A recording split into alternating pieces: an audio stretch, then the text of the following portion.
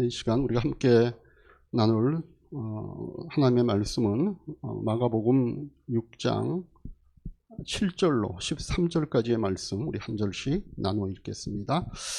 마가복음 6장 7절로 13절까지입니다.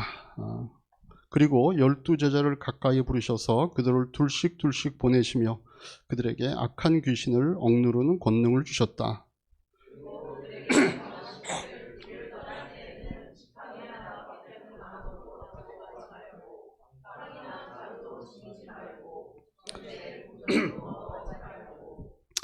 다만 신발은 신되 옷은 두 벌 가지지 말라고 하셨다.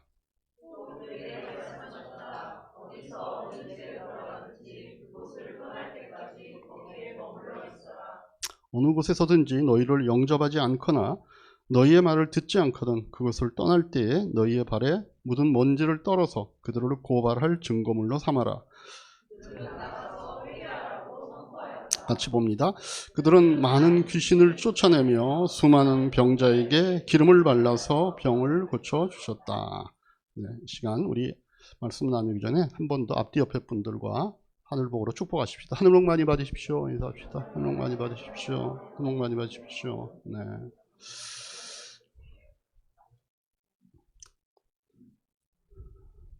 오늘 주일학교 모입니까? 안 모입니까? 그러면 우리가 올리브 브레싱 하지 않고 넘어가도록 하겠는데, 그것도 한번 생각해 보겠습니다. 자녀들이 오지 않을 때도 우리가 올리브 브레싱을 할지, 그거는 한번 우리 교육부하고 의논해서 같이 얘기를 좀 나누도록 그렇게 하겠습니다. 제가 지난번에 안 왔을 때 안 했더니 그것도 좀 이상한 것 같고, 왔을 때만 하는 것도 이상할 것 같고, 그래서 또, 그 의미는 이제 올리브 브레싱에 참여하는 자녀들이 그 기도를 함께 하고 하는 거에서 받는 또 은혜가 있는데, 그래서 한번 우리가 교육부하고 얘기를 나누어서 올리브 브레싱 시간을 정례화 시킬지 왔을 때만 할지 그것도 한번 의논하도록 하겠습니다. 지난주에 제가 말씀드렸듯이 오늘 이 본문은 사실은 6장 1절부터 이어지는 같은 주제를 담고 있는 그런 이야기의 연속입니다. 그 주제가 뭐라 그랬죠? 사역자에게 거부와 배척이 따른다라고 하는 주제였습니다. 사실 이 주제는 우리 예상을 좀 벗어나는 주제이기도 해요. 왜냐하면 우리는 어떻게 보통 많이 생각하냐면 하나님의 사역을 하면 지지를 받고 박수를 받을 것이다. 세상에서는 아니라 할지라도 적어도 교회 공동체 내에서는 그럴 것이다 라고 우리가 예상을 하고 있기 때문입니다. 그래서 오늘 그렇지만 사역자에게 거부와 배척이 따른다라고 하는 주제가 그래서 우리가 살펴볼 어떤 의미가 있는 것 같아요. 자, 그래서 우리가 지난주에 말씀을 나눌 때 이제 그 6장 1절부터 쭉 얘기를 했었고, 이제 그 얘기에 나오는 그 흐름 가운데 예수님 자신이 고향 사람들에게 거부와 배척을 받는 장면을 우리가 볼 수 있었습니다. 하나님의 예수님의 지혜 있는 말씀, 정말 탁월한 설교였을 거 아니에요. 근데 그 말씀을 들었음에도 불구하고 고향 사람들이 거부하고 배척을 한 겁니다. 이유가 뭐라 그랬죠? 예수님의 신분이 별 볼 일 없었다라고 하는 것과 함께 그들에게 너무 친숙한 존재였다는 겁니다. 근데 그런 사람이 갑자기 하나님이 보낸 사람이고 그가 전하는 메시지가 하나님의 메시지라고 하는 것을 고향 사람들은 받아들이기가 좀 어려웠기 때문이죠. 이런 배척과 거부의 결과 어떤 일이 벌어졌죠? 거기에서는 더 이상 예수님께서 어떤 기적도 행하실 수 없었다 이렇게 되어 있습니다. 그래서 우리가 이 사건을 통해 정말 어떤 교훈을 얻을 것인가에 대해서 쭉 같이 말씀을 나누었는데, 제가 지난번 설교하면서 확실히 제가 좀 몽롱했던 것 같아요. 해야 되는 중요한 얘기를 하나 놓치고 지나가는 게 그게 뭔가 하면 사역자들이 거부와 배척을 받을 때, 오늘 예수님이 여기서 그런 상황에 접할 때 6절에 보니까 예수님도 그들이 믿지 않는 것에 대해서 놀라셨다 그랬거든요. 그러니까 사역자들의 입장에서도 보면 그 사실은 좀 놀라운 사실일 수 있다는 겁니다. 이런 얘기, 이런 기적, 이런 하나님의 복음이 들어가는데 그 얘기를 자기와 너무 친숙하다는 것 때문에 또는 내 신분이 그들이 보기에 인정할 수 없다는 것 때문에 그 사실을 믿지 않는 그걸 보고 예수님께서 적잖게 놀라셨다고 오늘 본문에서 얘기를 하는 장면이 나옵니다. 그래서 제가 그 부분에서 좀 빼먹고 넘어갔던 게 뭔가 하면 예수님도 아마 이 상황을 보면서 아마 좀 생각하시는 게 있었을 거예요. 이게 너무 가까워서는 안 되겠구나 라고 하는 생각을 아마 하시지 않았을까. 너무 가깝기 때문에 예수의 말씀을 듣는 사람 쪽에서의 어떤 그런 반응이 있었다면 예수님도 한 번쯤은 이게 내가 말씀을 전해야 되는 대상들과 어떤 관계성을 갖는 게 좋겠구나라고 하는 생각들을 분명히 하셨을 것이고 그게 제자 훈련과 앞으로 이어지는 예수님의 사역에 분명히 반영이 됐을 겁니다. 제가 이 얘기를 왜 이 말씀 가운데 또 설교를 준비하면서 했냐면 제가 요번에 이제 우리 가정교회 목회자 컨퍼런스를 다녀왔다라고 제가 이제 컬럼에도 쓰고 있는데 이제 가서 이제 그룹으로 만나고 또 이렇게 모여서 얘기하고 또 이렇게 서로 이렇게 오며 가마다 얘기하는데 요번에 좀 많이 들었던 얘기가 뭔가 하면 힘든 목사님들이 너무 많다는 거예요. 이제 가정교회 목사님들 가운데 대형교회 목사님도 계시고 또 뭐 중소형 교회도 있는데 특별히 작은 교회 목사님들이 많거든요. 근데 그 작은 교회 목사님들이 하는 얘기뿐만 아니라 중형 교회, 소형 교회 목사님들도 굉장히 힘들다라고 하는 얘기. 또 우리가 전체 한 1000명에 모여서 집회할 때 거기서 간증을 했던 목사님의 한 그 간증도 그런 저희들의 마음 가운데 그런 얘기를 너무 임팩트 있게 이렇게 좀 각인시켰던 것 같아요. 너무 힘들어서 거의 목사님이 사역을 못할 정도로까지 몸이 힘들어 하시고 이랬던 얘기들을 이제 특별히 했기 때문에 그런지 몰라도 힘들어하는 목사님들이 많더라고요. 제가 그걸 접하면서 어떤 생각을 제가 해봤냐 하면은 작은 교회들이 왜 힘들까? 왜 힘들까? 물론 이제 여러 자원이 부족한 문제, 교인의 숫자도 적고 또 뭐 재정적으로도 어렵고라고 하는 문제들이 지속이 되기 때문에 어려운 거는 뭐 당연합니다. 근데 보면 목사님들이 그것 때문에 힘들지 않아요. 왜냐하면 그건 각오를 하거든요. 제가 처음에 목사가 될 때만 해도 저를 이제 저의 이제 스승이자 저의 이제 선배인 목사님은 이제 박영석 목사님이신데 박 목사님이 우리 이제 그 교역자들 이제 목사가 될 후보들을 앞에 놓고 하셨던 얘기 가운데 뭐가 기억이 남냐면 너희 굶어도 되냐? 이렇게 묻더라고. 우리는 다 그 시대야 뭐 젊으니까 굶죠 뭐 이랬거든. 근데 제가 이제 남포교회 처음 전도사로 갔을 때 사례가 10만 원이었습니다. 그래서 교인이 모이는 교회였거든요. 그리고 조금 있다가 이제 한 달 지나니까 20만 원 차비다 그러면서 주시더라고. 속으로 내가 어떻게 먹고 살라고 그랬거든요. 그러니까 그게 호기롭게 굶어도 돼요 이렇게 얘기했지만 현실이 되면 좀 이거 어떡하지? 이런 생각들이 이제 드는 거예요. 다행히 저희는 이제 저희 집사람이 이제 레슨도 하고 그래서 일반 교역자들보다 그래도 괜찮았지만 정말 그러니까 옛날에는 그래도 했어요. 근데 요즘 우리가 부사역자들 올 사람들 인터뷰 이렇게 교회 쓰려고 해보면요 안 합니다. 옛날에 저희 카페 할 때도 이렇게 만나서 인터뷰를 해보고 우리 교회 오면은 교회 사역만 아니라 카페 사역도 해야 된다 그러면 이게 굉장히 어떤 의미에서는 의미가 있어 보이니까 인터뷰했던 이제 목사님들 또 전도사님들은 목사님 좋습니다 합니다 그러고 제가 반드시 얘기하면 집에 가서 사모님하고 의논해라. 사모님하고 의논해라. 그러면요 거의 99.9%는요 전화 옵니다. 목사님 저는 하고 싶었는데 저희 집 사람이 안 된다 그럽니다. 안 된다. 물론 시대가 이제 변했습니다. 그렇지만 옛날에는 목회자가 된다는 거는 굶을 수 있어. 그래서 옛날에는 교회마다 성미라는 게 있었잖아요. 목사님들이 굶을까봐 교회에서 헌금 대신에 옛날에는 다 쌀을 이렇게 했거든요. 성미함도 있고 그래서 성미 봉투에다 쌀을 넣어서 와갖고 그 성미함에 붓곤 했거든요. 최소한 굶지는 말으시라고. 그랬던 시절인데 그러니까 목사님들이 그걸 굶기를 각오하고 목회자의 길을 들어서기 때문에 교회의 자원이 부족한 걸로는 뭐 힘은 들지만 그것 때문에 뭔가 이렇게 힘들어 하진 않아요, 진짜로. 근데 많은 목사님들이 힘들어 하는 게 뭔가 하면은 참 이게 아이러니한 문제인데 교인들과 너무 가까워지는 거예요. 작은 교회 그럴 수밖에 구조상. 그죠?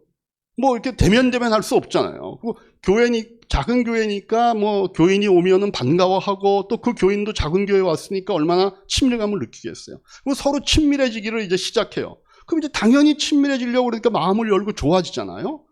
그럼 거기서 문제가 생겨요. 보니까 그다음부터는 목사님들이 해야 되는 훈련을 못 하더라고요. 어떤 얘기들 해줘야 되는데 사이가 가까우니까 얘기들을 못 하는 거예요. 그러니까 친해지기는 왕창 친해졌는데 그 친해진 것이 힘을 못 내는 거예요. 그 친해졌기 때문에 이제는 많은 얘기들이 서로 하다 보면 이제 아쉬움들이 있고 뭐 이 단계에서는 이제 뭐 이런 훈련도 좀 받아야 되고 이렇게 좀 양육도 해 이게 있는데 하나의 교인들이 목사님 좋아요 정말 하고 싶어요 이러면은 문제 없어요. 사람이 다 그렇지 않잖아요. 하다 보면 이거는 저는 좀 못해요 어려워요 그러면요 안 됩니다 하셔야 됩니다. 이럴 수 있는 목사님들도 있어요. 그죠? 그런 목사님들 아주 성품이 강직한 분들, 정말 장군감들 이런 분들은 하셔요. 박영선 목사님 같은 분들 안 하면 말라 샹 이렇게 하고 그냥 가버리거든요. 근데 저는 못해요. 저 같은 타입의 목사들은요 상황이 이렇게 되면 그래 또 뭐 할 때가 오겠지 기다려주고. 그러니까 이게 많은 목사님들이 그러시고 계시더라고. 제가 그걸 보면서 이러면 안 되겠다. 그래서 제가 결심을 했습니다. 어떻게? 장군이 되기 위해서. 결심을 했을까요? 그렇게 못합니다. 왜냐하면 사람의 천성이 안 그런데 저도 지금 우리 남포교회 출신 중에 가정교회를 하는 목사님이 두 분이 계십니다. 저하고 김명국 목사님이라고 남성교회. 제가 그분 목사님 별명을 김독강이라고 붙여줬던 목사님이에요. 김두환이라고. 그러니까 김두환 아시죠? 야인시대에. 그분은 뭔가 하고 싶은 건 하는 거예요. 그냥 강직하게 막 하고. 그러니까 그 교회 성도들이 저희 교회 옛날 성도끼리 만나면요. 늘 저희 교회를 부러워했어요. 너희 교회 목사님은 부드럽잖아. 다정하시잖아. 따뜻하잖아. 우리 목사님은 너무 근데 그러면서도 그 교인들은 안 떠나는 거예요. 근데 희한하더라고. 그러면 우리 교회로 오든가. 물론 거기서 소음파고 여기서 그러니까 안 되지만. 그래서 제가 어떻게 결심을 했냐면 제가 이렇게 뭔가 싸나워지기로 이렇게 강직해지기로 이렇게 결심을 하는 건 답이 없어. 이건 사람의 본성을 거스르는 문제니까. 그리고 이제 많은 목사님들이 그렇게 할 수는 없어요. 그래서 제가 여기 답이 어디 있냐 보니까 친해져야죠. 작은 교회니까 친해지고 가족 같아져야 되고 우리가 한 마음이 돼야 되고 서로 아껴야 되고 이런 문제들이 있는데 그럴 때 어떻게 되냐면 그렇지만 그럼에도 불구하고 우리가 해야 하는 일들은 하자. 그래서 목사님이 이 부분에서 이번에는 이 성경 공부 하십시다. 이번에는 이런 기도 훈련 하십시다. 이번에 이렇게 할 때 그걸 하는 그룹들이 생겨나기를 원하는 거예요. 나는 목사님 저는 아직까지 이거보다 하자 그러면 하고 그리고 뭔가 이렇게 좀 목사님이 어떤 것들에 대해서 좀 강하게 얘기하거나 뭔가 충고를 하거나 뭔가 조언을 할 때 이게 지금 목사님이 지 성질껏 하는 게 아니라 뭔가 깊은 생각에 의해서 우리를 위해서 교회를 위해서 하고 있다는 것들이 진심임을 받을 수 있는 그런 교회 분위기를 만들어 가자라고 하는 거예요.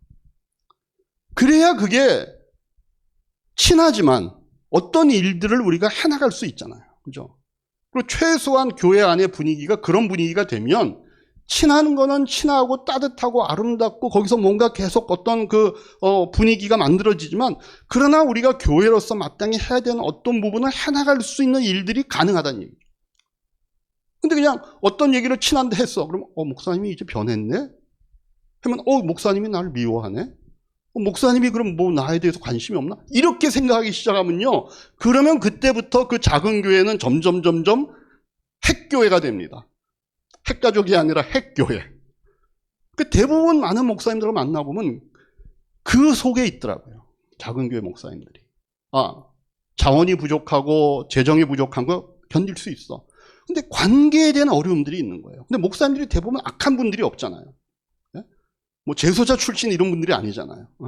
물론 그런 분도 계시지만 다들 그냥 어떻게 좀 해보려고 이렇게 잘해보려고 하는데 이게 교회에서 열심히 친해지고 한 가족같이 되는데 그 다음부터 이런 부분에서 이렇게 하셔야 됩니다. 이렇게 하는 게 맞습니다. 우리 교회는 이렇게 되어야 됩니다. 라고 얘기할 때 그거에 대해서 목사님 그게 맞아요. 우리가 그래야 돼요. 라고 하는 그런 어떤 교회 내의 그룹들, 그죠? 그런 것들이 소통이 될 수 있는 사람들이 많아지면 많아질수록 그 교회는 점점 발전하는 겁니다.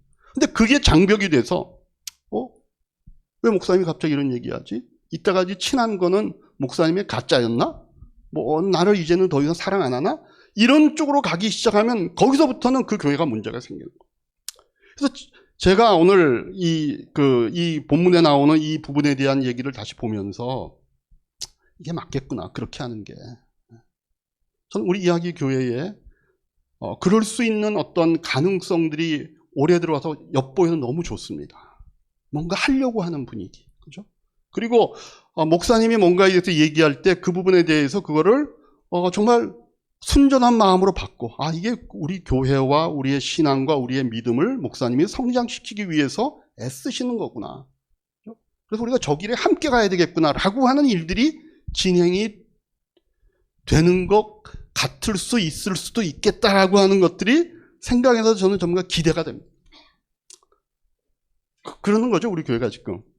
예. 그리고 그러니까 이제 오셔가지고 뭐 석성산도 사주시고 향차이도 사주시고 오늘은 무슨 피자입니까? 알볼. 싼 건지 비싼 건지 모르지만 제가 아는 피자는 피자밖에 없는데 뭐 그거보다는 좋을 것 같아요. 뭐 그런 것도 오셔서 이렇게 같이 해주고. 우리가 그런 공동체를 만들어가는 게 우리가 하나님이 원하시는 이런 작은 교회가 살 수 있는 길 같아요. 인원이 많으면 좋죠. 헌금을 많이 내서 우리가 어떤 정말 재정이 풍성한 것들로 선교도 하고 하면 좋은데 그게 아니라 뭔가 그렇게 하나님이 기대하시는 일들이 일어날 수 있는 그런 공동체를 만들어가는 게 저는 더 의미 있다고 생각을 하는 거예요. 자, 그래서 우리가 지난주에 이제 그런 여러 이 상황들, 이 사역자들이 배척과 거부를 받을 때 어떻게 해야 되는가라고 하는 얘기들을 쭉 같이 말씀을 나눴습니다. 그래서 첫 번째가 그 단점과 결점을 좀 덮어주고 강점과 장점을 보는 습관을 갖자. 그리고 둘째는 그 사역자들에게 좀 존경의 언어를 써주자. 왜냐하면 그 사람 모르는 제3자들은 결국 그 사역자와 가까운 사람이 해주는 얘기들을 듣고 그 사람을 평가할 거니까 가까이 있는 사람들이 그 사역자에 대해서 존경의 표현들을 해주면 좋다는 거죠. 세 번째가 뭐였습니까? 사람을 좀 키워줄 마음을 갖자. 그래서 누가 은혜 받고 누가 열심을 내면 그 공동체에서 내가 못하는 일을 저들이 하니까 고마워. 내가 저분들을 함께 세워야지. 이렇게 해야지. 왜 저 설치고 그래? 이러면 안 된다는 거죠. 이게 이런 어떤 우리가 이런 어리석은 고향 사람처럼 되어서 더 이상 예수님이 거기에서 아무런 기적도 행하지 못한 이런 상황에 우리가 빠지지 않으려면 이런 습관들을 우리가 만들어내야 된다는 거죠. 오늘 설교는 아직 본론도 못 들어갔네. 그러고 보니까. 자, 그리고 나서 이제 그 다음 본문으로 오늘 읽은 본문이 이어지는 거예요. 자, 그러니까 예수님도 이렇게 배척을 당하시니까 마음이 좀 급해지신 것 같아요. 그래서 다시 이제 다른 마을에 가서 이제 전도 활동도 하시고 그 다음에 혼자서 이제 전도하지 않으시고 어떻게 하셨어요? 제자들도 둘씩 나누어서 전도하러 전도 파송을 보내셨다는 겁니다. 그게 이제 오늘 본문의 시작이에요. 거기 보니까 이제 6절부터 7절이 그렇죠. 한번 같이 읽을까요? 그리고 그들이 믿지 않는 것에 놀라셨다. 그리고 예수께서는 마을을 두루다니시면서 가르치셨다. 그리고 12제자를 가까이 부르셔서 그들을 둘씩 보내시며 그들에게 악한 귀신을 억누르는 권능을 주셨다.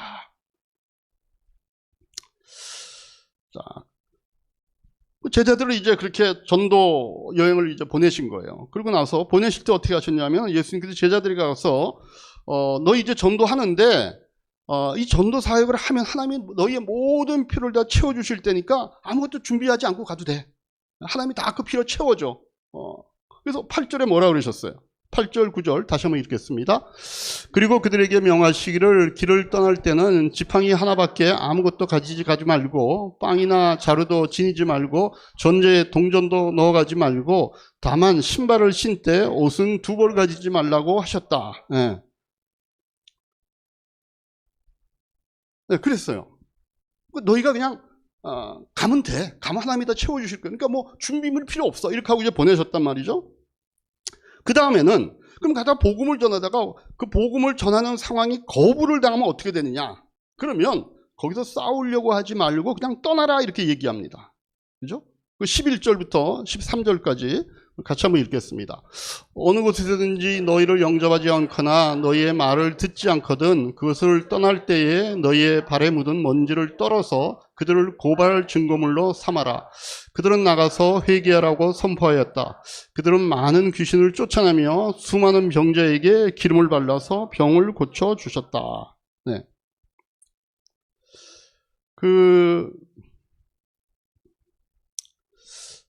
오늘 이렇게 이제 예수님께서 제자들을 이제 전도 파송을 보내시면서 이제 12사도가 그 사역을 하면서 이제 떠난 거잖아요. 예수님을 이제 떠나서 자기들의 전도 사역을 이제 하고 나중에 다시 이제 와서 이제 그 전도 보고도 하고 이런 장면들이 이제 이어집니다. 그런데 오늘 이런 장면, 이 구절을 보면서 우리가 한 3가지 정도의 사역의 원칙들을 좀 발견할 수 있는 것 같아요. 첫 번째는 뭔가 하면 오늘 이 구절에서 봤듯이 하나님이 우리를 사역자로 보내시면, 하나님의 일을 위한 사역자로 보내시면 하나님께서 반드시 권능도 함께 해주신다는 거예요. 7절에 그랬잖아요. 예수님이 제자들을 파송하시면서 12제자를 가까이 부르셔서 그들을 둘씩 보내시며 그들에게 악한 귀신을 억누르는 권능을 주셨다 이렇게 얘기하잖아요. 그리고 그 결과로 13절에 보면 어떻게 돼요? 그들은 많은 귀신을 쫓아낸 겁니다. 수많은 병자에게 기름을 발라서 병을 고쳐주게 된 겁니다. 그래서 여러분 우리가 예수님께서 우리에게 사명을 줄 때는 반드시 그 일을 할 수 있는 권능도 함께 주신다는 사실을 여러분 아셔야 합니다.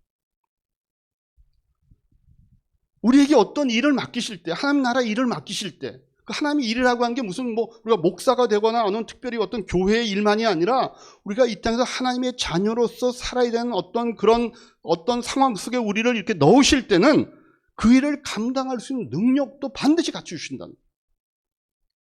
그래서 제자들이 이런 권능을 받았기 때문에 어떻게 했어요? 가서 예수님이 하셨던 일을 똑같이 다 했습니다.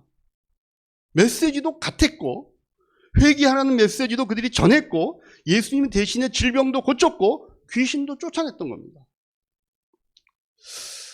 그래서 우리도요, 내가 하는 이 사역이 나의 만족을 위하고 아니면 다른 사람에게 잘 보이기 위해서거나 아니면 다른 사람을 우리가 샘내서 하는 그런 사역이 아니고 정말 주님이 우리에게 시켜서 하는 사역이라고 하면 반드시 그 일에는 권능이 함께 할 것이다라는 사실을 우리가 기대할 수 있어요. 어떤 분들은 아니면 목사님 지금 우리는 무슨 그렇게 대단한 사역하는 것도 아니에요. 아마 지금 우리가 사역부 정하고 그러다 보니까 거기에 좀 적용을 해보시려고 막 그러는 것 같은데 그 정도는 우리가 이렇게 거기에 주님의 권능이 함께하고 이런 것까지 얘기할 정도는 아니지 않아요?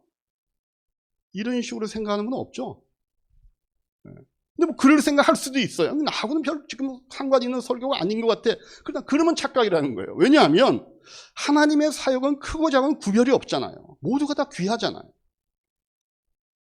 왜냐하면 이 사역을 통해 하나님의 뜻이 이 땅에 이루어지고 천국 복음이 전파되고 동시에 교회를 세워가는 사역들이기 때문에 그렇습니다.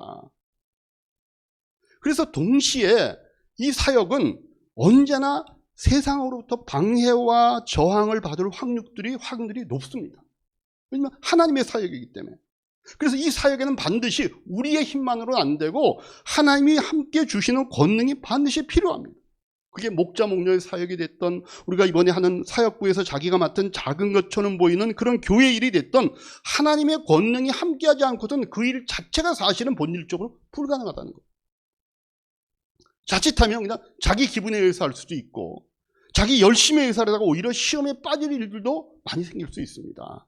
그래서 주님의 모든 사역을 맡게 될 때는 반드시 주님의 능력이 함께할 것이라는 것도 우리가 믿고 나아가야 된다.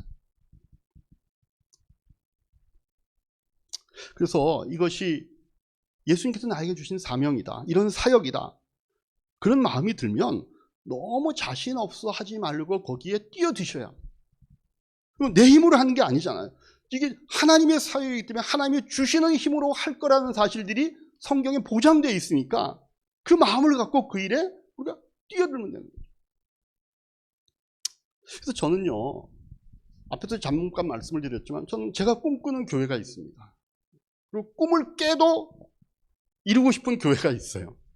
잠잘 때만 꾸는 그 목표가 아니고, 우리가 갖고 있는 사역의 목표가 큰 교회, 좋은 교회를 만들고자 하는데 사실 두지 않습니다. 하나님의 소원이 뭔가, 주님의 소원이 뭔가, 이걸 우리가 알고 그걸 이루려고 하는 교회가 한번 되어보자는 거예요.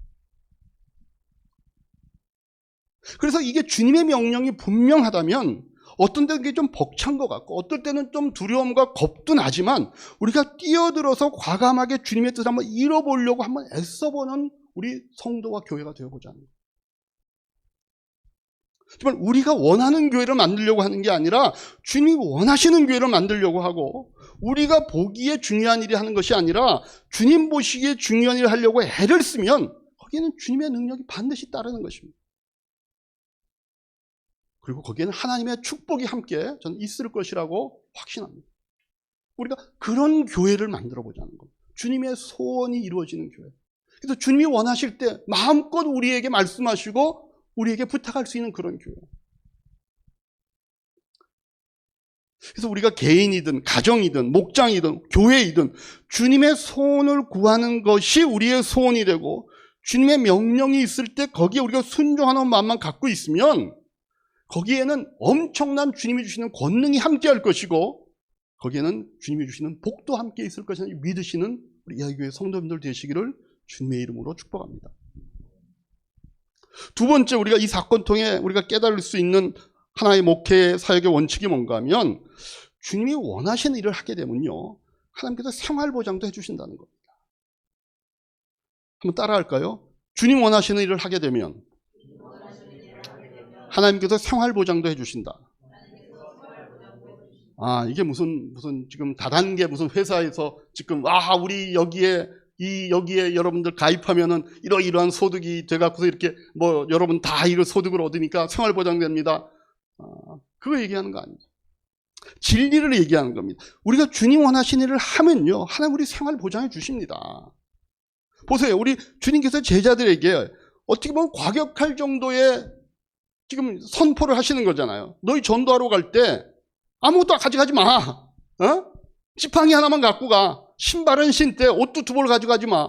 이렇게 얘기하시잖아요. 왜 그럴까요? 저는 이거 가르쳐 주려고 그러는 거예요. 너희가 내 일을 하면 하나님이 너희를 책임져 주셔. 너희들이 주님의 이름으로 주님의 일을 하면 하나님께서 모든 걸 채워주시니까 여벌옷, 용돈 뭐 이런 거 너희가 걱정할 필요가 없어. 그냥 가기만 해. 결과가 어떻게 됐어요? 그렇게 됐잖아요. 이 사람들 굶지 않았잖아요. 굶었으면은 와갖고 불평이라도 했겠죠. 뭐 믿고 갔는데 우리 맨날 굶었어요. 그런 흔적이 없어요. 뭐 밤에 우리 얼어 죽었어요. 옷이 우리 부족했어요. 이러지 않았잖아요. 주님께서 다 필요를 채워주신 거예요. 그럼 그래서 제가 생명의 삶 때 여러분들에게 그 생명의 삶 강의하면서 그 얘기 하잖아요. 인생은 출장이다. 기억나세요? 인생은 출장이다. 그럼 출장이 뭐예요? 회사에서 목적이 있어서 그 사원을 보내는 거잖아요. 그래서 그 사원이 출장 가서 써야 될 필요 경비 스스로 벌어서 쓰라 그러지 않습니다. 그렇죠? 여러분, 하나님이 우리에게 사명 주셔서 이 땅에 태어나게 하시고 이 땅에 하나님을 사역하도록 우리에게 하나님께서 우리 사역을 맡기시는데, 그러면 그때 쓸 비용, 그 사명을 이루기 위해서 쓸 비용 하나님이 책임져 주는 게 전제 조건 아니에요? 근데 우리는 어떨 때 보면요, 마치 출장 가서 그 경비를 마치 벌어서 쓰는 사원 같아요. 회사에서 쓸 수 있는 법인카드는 이걸 못 쓰고 자기가 가서 구두 닦고 껌 팔고 알바이트 해갖고서 너 왜 이렇게 열심히 해? 그러면 회사 일은 하나도 못하고 가서 돈 버는 일만 하고, 왜? 내가 이걸 돈을 벌어야지 회사 일을 하지, 이렇게 얘기하고 있는 거예요. 아니죠. 우리가 이 땅에서 하나님이 보낸 인생을 살면서 그 경비를 내가 벌어야 되는 것처럼 인생을 살면요, 그건 하나님에 대한 불신입니다. 하나님이 우리를 이 땅에 보낼 때 그거 염두에 두지 않고 보내셨겠어요? 그렇게 살면 나 스스로도 힘들어요. 하나님의 자녀인 게 힘만 들 뿐이에요. 세상에도 똑같이 살고 플러스 주일 와서도 뭔가를 해야 되고 늘 또 어떤 이런 도덕적이고 이런 문제까지 하나 더 붙여 있으니까 세상 사람처럼 뭔가 이렇게 그냥 내 멋대로 살고 싶지도 못해. 예수 믿고 사는 게 너무 불편한 거예요. 왜요? 하나님이 우리의 인생을 책임져 준다는 사실에 대한 믿음이 부족한 거예요. 그래서 여러분, 우리가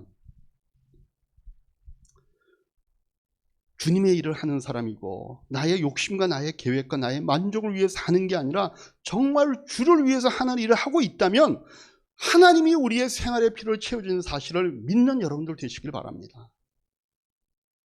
제 자신에게 하는 얘기. 저도 정말 그걸 붙잡고 가고 싶은 거예요. 그래서 예수님께서 마태복음 6장 33절에 뭐라고 그러셨어요? 한번 같이 합독하시겠습니다. 너희는 먼저 하나님의 나라와 하나님의 의를 구하여라. 그리하면 이 모든 것을 너희에게 더하여 주실 거니까.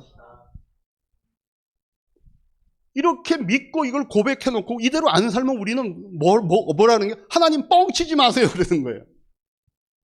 얘기는 하셨는데 나는 안 믿어요. 나는 내가 이 세상에서 그래도 뭔가를 지금 해야 된다고 생각해요. 아니요. 우선순위를 여기에 두고 살아라는 거예요. 그래야 우리의 삶이 자유로워집니다. 우리의 이 우선순위만 올바르다면 우리 생활 하나님이 책임져 주십니다. 우리가 주님의 소원 풀어드리는 게 우리의 소원이 되고 주님의 분명한 부르심이 있어 우리가 그 사역을 할 때는 주님께서 생활의 모든 필요 다 채워주십니다. 그러나 그 순서를 바꾸어서 내 생활의 해결이 우선이 되면 이상하게 내가 해결하려는 그 일도 해결이 안 돼요. 여러분, 우리가 이 한국에 살면서요, 언제 시간이 남아서 여유가 있어서 주님의 일을 우리가 너무 여유롭게 할 그런 상황이 옵니까? 이 바쁜 한국에 살면서? 여러분, 그래서 시간 남으면 나는 주님께 봉사한다. 이거는 제가 경험적 거짓말이라고 봅니다. 그렇지 않습니다. 아마 우리가 시간이 남아서 이제는 시간이 남아 이럴 때는 이미 우리는 쓸모없는 인간이 되어 있을 때입니다. 한 70이나 80쯤 이미 돼버린 겁니다. 그때 우리가 나와서 주님 이제 저 시간 좀 있어요. 저 써주세요. 근데 관절이 아파요. 근데 지금 제가 이석증도 있어요. 지금 제가 이런 써주세요. 그럼 말하면서도 못 적을 거예요. 젊은 시절에 없는 시간을 쪼개서 주님 저 써주세요. 이게 맞잖아요. 그럼 우리가 언제 금전적인 여유가 생길까요? 아니요. 항상 쓸 때가 있어요. 돈은요, 물론 제가 돈을 그렇게 많이 벌어본 적은 없지만 돈을 벌면 벌수록 또 모자란다 그러더라고요. 돈 많이 버는 분들이 하는 얘기입니다. 언제나 쓸 때가 있어요. 여러분, 이번에 좀 내가 수입이 좀 생겨서 11조 이번에 해야지 라고 생각하면요, 반드시 11조에 해당하는 돈 쓸 곳이 눈에 보입니다. 그게 사람이에요. 그게 이상한 사람이 아니라 모든 사람이 그래요. 그래서 우리가 여유가 있어서 주님께 바치는 게 아니고 쓰고 싶지만 바치는 거예요. 그리고 우리 11조 매달 하는 분들 쓰고 싶지만 바치는 거죠. 그게 맞으니까.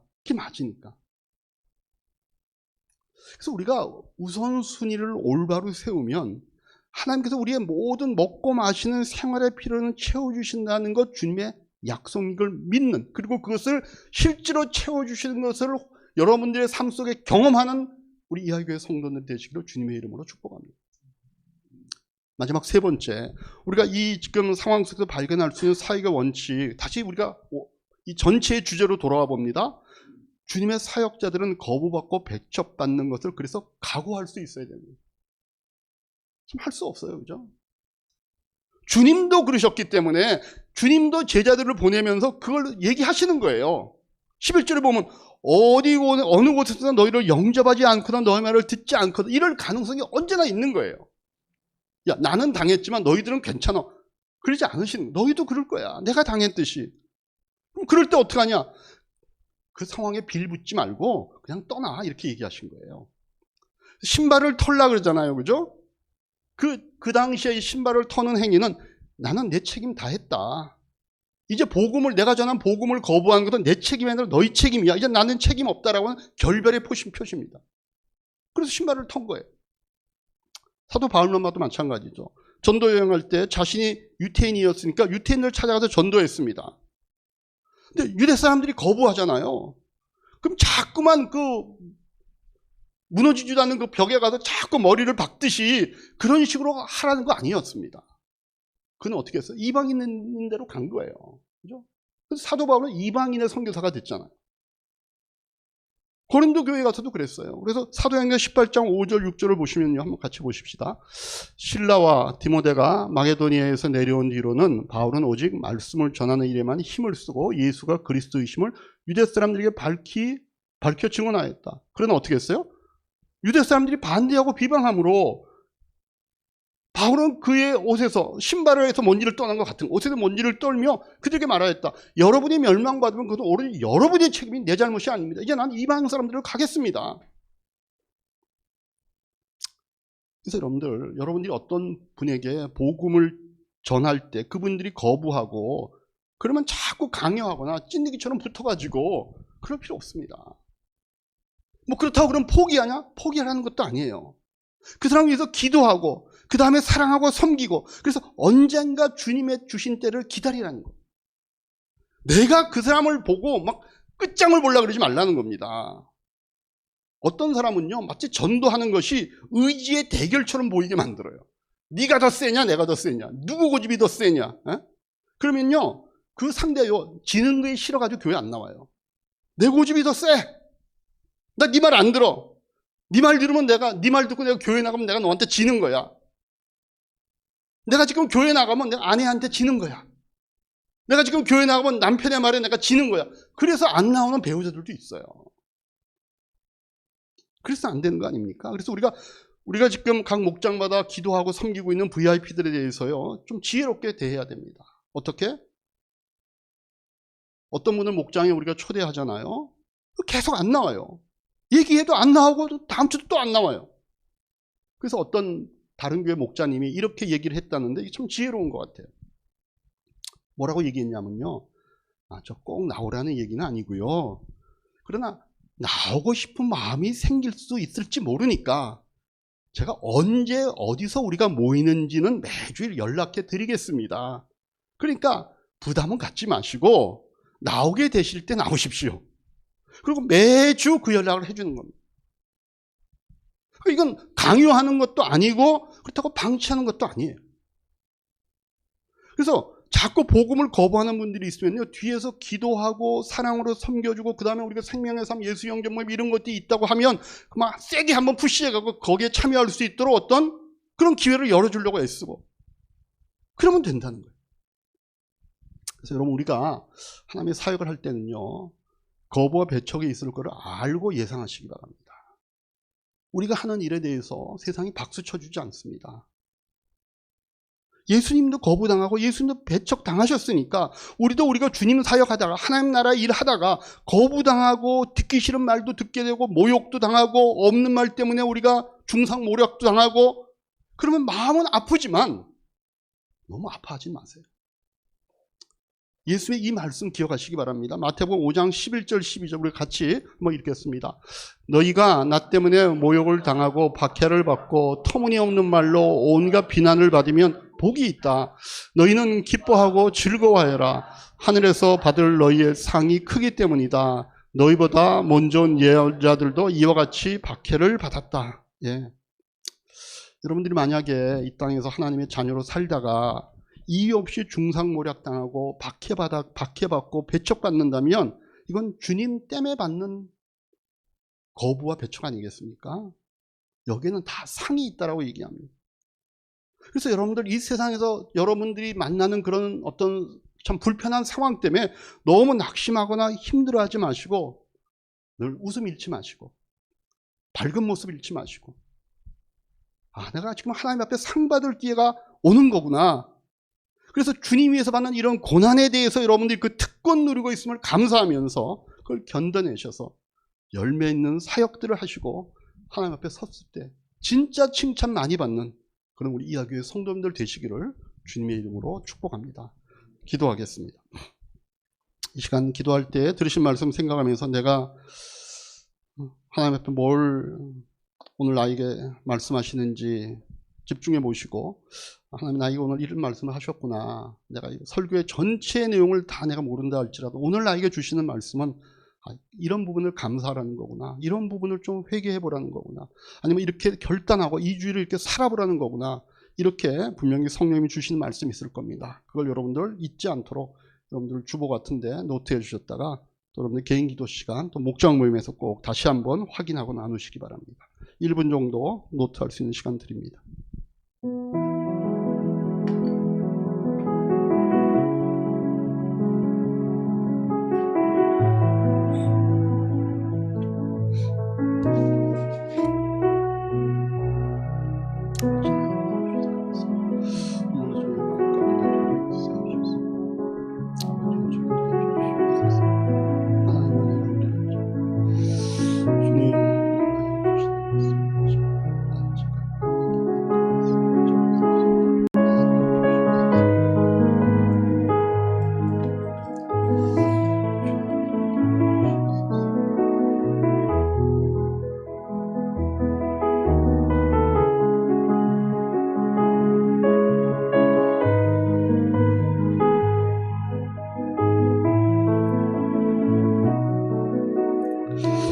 적으신 내용 놓고 우리가 1분 동안 한 목소리로 시간 통성으로 기도합니다. 하나님 아버지, 오늘도 우리가 주의 은혜 가운데